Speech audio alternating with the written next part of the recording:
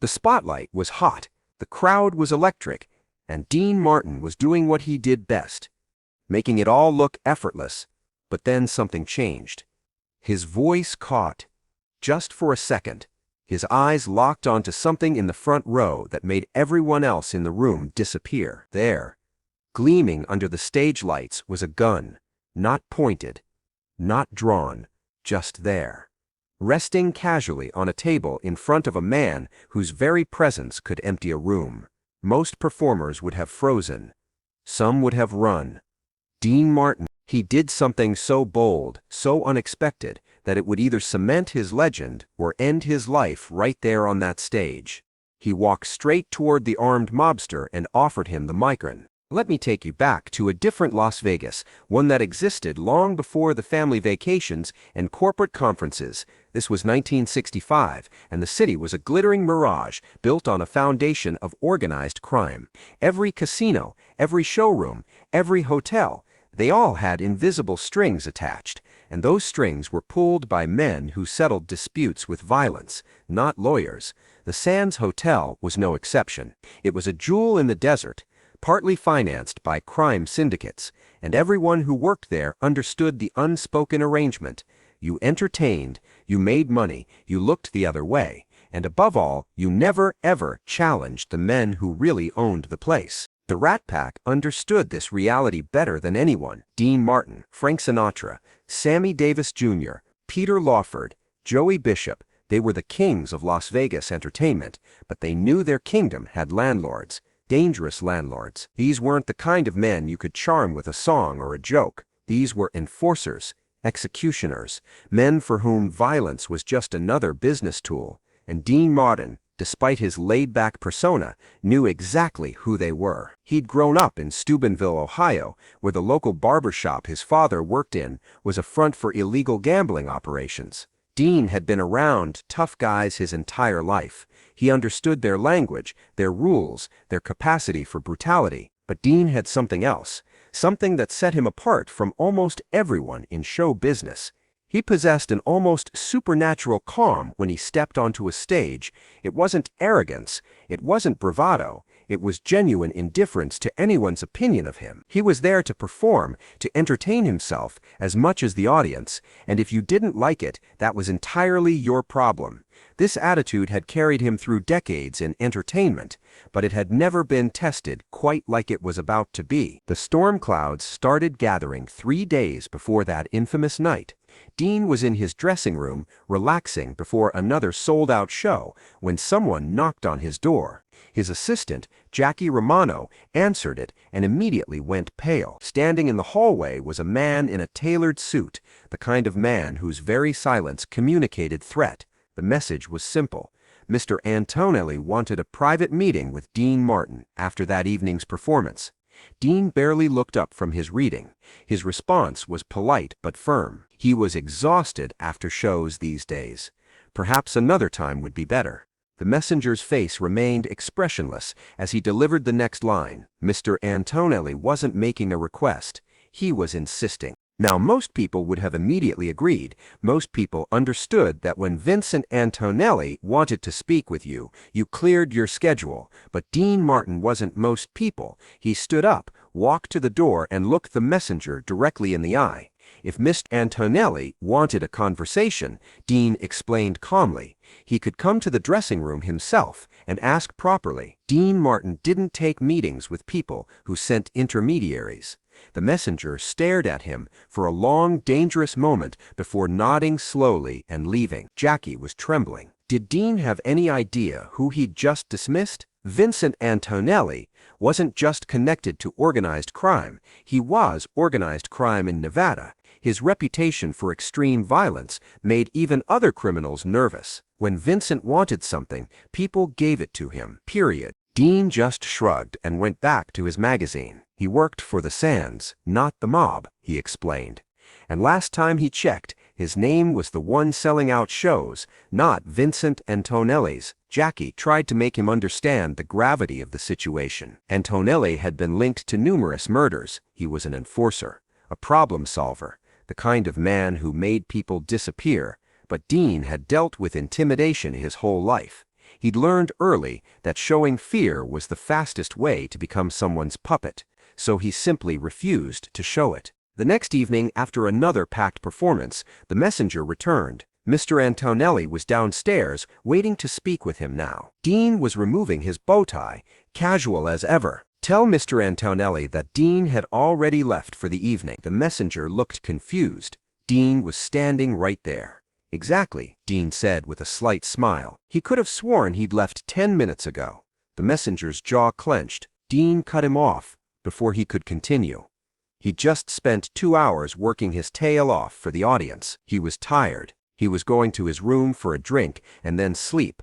The messenger could stand there arguing, or he could deliver the message, his choice. Jackie was beside himself. Dean was going to get killed. He needed to talk to Frank Sinatra, who had relationships with these people and could smooth everything over. But Dean refused to involve Frank. He wasn't going to come running just because some tough guy snapped his fingers. He was Dean Martin. And Dean Martin didn't run for anyone.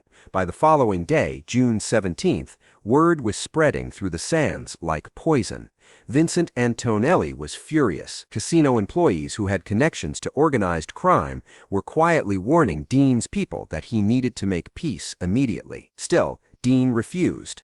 That evening, his manager, Herman Citron, practically begged him, just take the meeting, 5 minutes. What did Antonelli even want?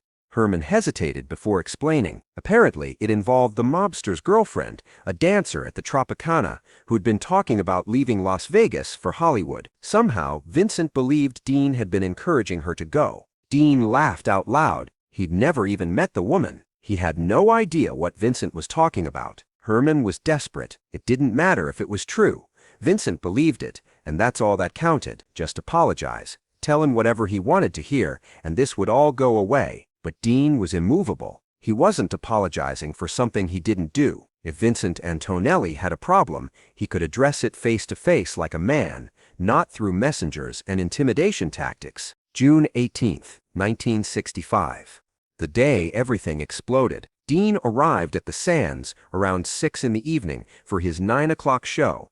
The entire hotel felt different. Staff members were whispering in corners. Security seemed hyper-alert. Something was coming, but nobody would say what. At 8:30, Jackie burst into the dressing room, his face drained of color. Dean needed to cancel the show immediately. Why would he do that? Vincent Antonelli had purchased the first 3 rows, not just for himself, but for about 20 of his associates. They were already out there, waiting. Dean didn't even look up from adjusting his bow tie. They'd bought tickets, hadn't they? That made them audience members like everyone else. Jackie's voice was shaking. This wasn't a joke. They weren't there to enjoy the entertainment. They were there to send a message. Dean turned from the mirror and smiled at his terrified assistant. Then he'd better make sure the show was worth watching. At 9 p.m. sharp, Dean Martin walked onto the Copa Room stage at the Sands. 2,800 people packed the venue, but the usual excitement felt different tonight. There was electricity in the air, but it was the kind that precedes a lightning strike. Dean scanned the crowd and immediately spotted them. 3 rows of men in dark suits, sitting perfectly still, and in the center of the front row, directly below the stage, sat Vincent Antonelli himself. He was massive, easily 250 pounds, with a face that looked like it had survived countless fights. His eyes were calculating, cold, and they were locked directly on Dean Martin. Dean smiled at the crowd. Good evening, everyone. Welcome to the Sands. They had a wonderful show planned, songs, jokes, and hopefully a memorable evening for all. He signaled the band and launched into Ain't That a Kick in the Head, moving across the stage with his trademark casual elegance. But his gaze kept returning to Vincent Antonelli. The mobster wasn't clapping, wasn't smiling, just watching. The first song ended to enthusiastic applause, except from those first 3 rows. They sat in complete silence. Dean thanked the audience, noting with dry humor that some folks in the front seemed a bit quiet. No offense taken, though. He understood it was hard to clap when your hands were occupied with other things. A few nervous laughs rippled through the crowd. The men in the front rows didn't react. Antonelli's expression remained carved in stone. Dean moved into Memories Are Made of This. Halfway through the song, Vincent Antonelli reached inside his jacket. Dean's voice wavered for just an instant. But what emerged wasn't a weapon. It was a cigarette. Antonelli lit it with deliberate slowness, never breaking eye contact with Dean. Then he did something that made the entire room uncomfortable. Slowly, deliberately, he drew his finger across his throat, the universal symbol. The threat was unmistakable. Dean saw it. The band saw it. People at nearby tables saw it. A murmur of shock rippled through the audience. Dean stopped singing. The band continued for a few more bars before trailing into awkward silence. Dean stood at center stage, looking directly at Vincent Antonelli. The room was absolutely silent. 2,800 people collectively held their breath. And then Dean did something nobody could have predicted. He smiled. "Folks," he announced. They were going to deviate from the planned program. There was a gentleman up front who seemed to have something to express, and Dean was all about giving people a chance to express themselves. He started walking toward the front of the stage, the audience tense. Vincent Antonelli sat motionless, but his eyes narrowed dangerously. Dean reached the edge of the stage and looked down at the mobster. He'd noticed the gentleman making gestures all evening. Dean observed conversationally. He wasn't sure if it was an attempt at communication or perhaps sign language practice, but either way, it was becoming a bit distracting. The room was dead silent. Nobody moved. Nobody breathed. Dean continued. He had an idea. If the gentleman had something to say, why not come up on stage and say it properly? In fact, Dean knelt at the edge of the stage and extended the microphone toward Vincent Antonelli. Why not come up and sing? He seemed like he might have a decent voice. What did he say? Vincent Antonelli stared at Dean for what felt like an eternity. His face revealed nothing, but everyone who knew him understood this was the moment of decision. This was when Vincent Antonelli decided whether someone lived or died. The silence stretched impossibly long. The entire venue waited to see what would happen next, and then something remarkable occurred. Vincent Antonelli began to laugh. It wasn't warm or friendly, it was cold and calculating. But it was laughter. He looked at Dean Martin kneeling there, fearless with the microphone extended, and he laughed. "You've got balls, Martin," Antonelli said, his voice carrying through the silent room. "I'll give you that." Dean smiled. Was that a yes on the singing? Because he should warn him. The acoustics were quite good up there. His voice had better be ready. Antonelli shook his head, still wearing that cold smile. No, Dean should keep singing. That's what he was good at. Dean stood back up. Was he sure? The offer remained open any time. Antonelli confirmed he was sure. Then he added, almost casually, that Dean should keep doing his thing. He was all right. Dean nodded and walked back to center stage. He told the audience it looked like he'd have to finish the show himself after all, but before continuing, they should give his friend in the front row a round of applause, a tough critic, but a fair one.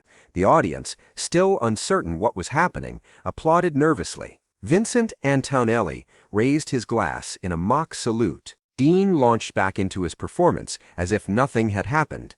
For the next hour, he sang and joked with his usual charm. Vincent Antonelli and his men stayed for the entire show. When it ended, they stood and applauded along with everyone else. After the show, there was a knock on Dean's dressing room door. Jackie opened it to find Vincent Antonelli standing there, alone this time. Could he come in? Dean nodded. Sure. Would he like a drink? Antonelli entered and closed the door.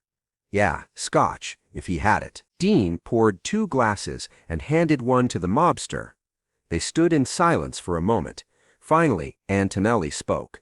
Did Dean know why he'd wanted to meet? Something about the dancer, Dean had heard. Antonelli nodded. His girlfriend had been talking about leaving Vegas for Hollywood to become an actress.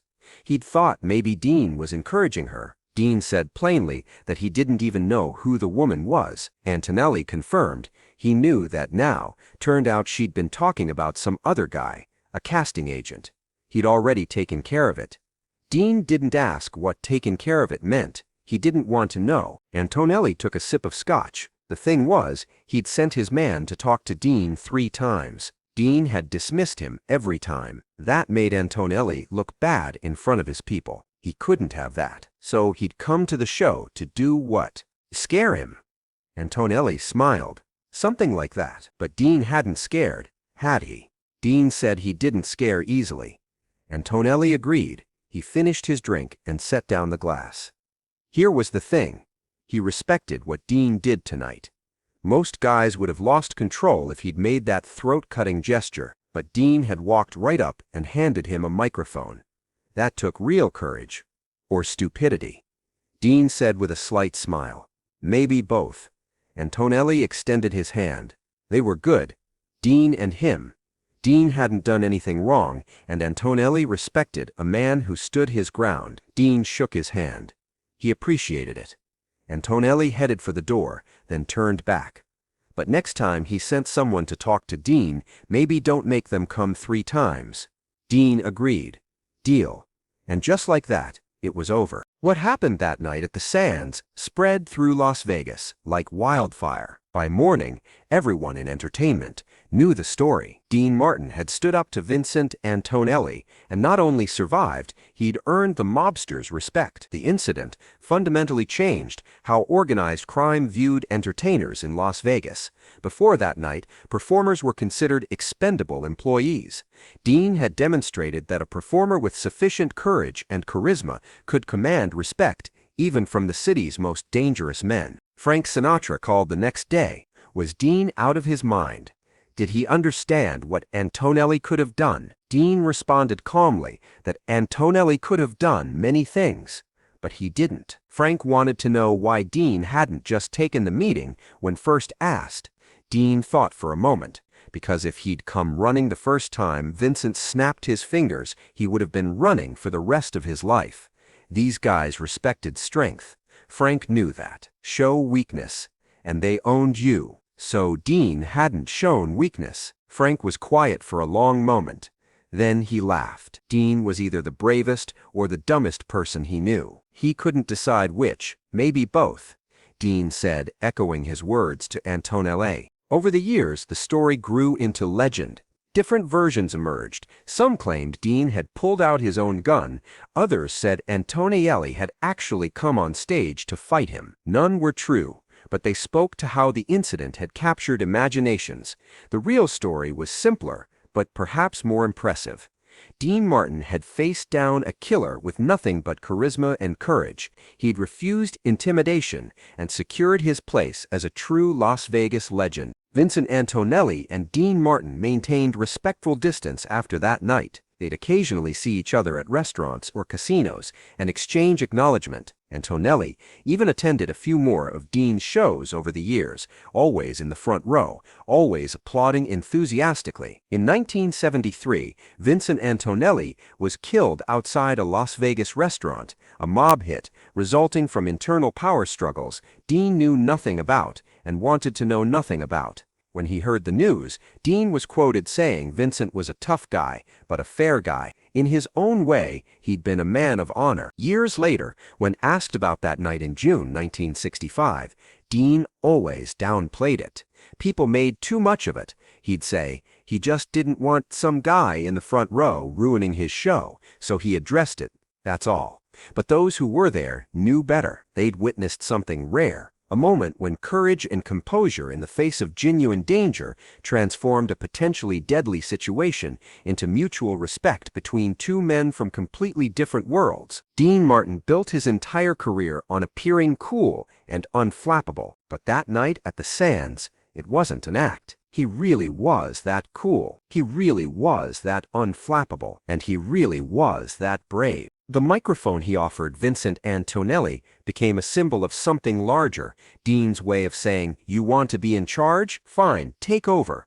But until you do, I'm running this show." And Vincent Antonelli, one of the most dangerous men in Las Vegas, had recognized that courage and respected it. That's the real story of the night a mafia boss threatened Dean Martin on stage. No gunfight, no dramatic escape. Just one man refusing to be intimidated and another man respecting him for it. In the end, that's what made Dean Martin a legend. Not just his talent or charisma, but his absolute refusal to bow to anyone, no matter how powerful or dangerous they were. Dean Martin was the king of cool, and on June 18, 1965, he proved exactly why.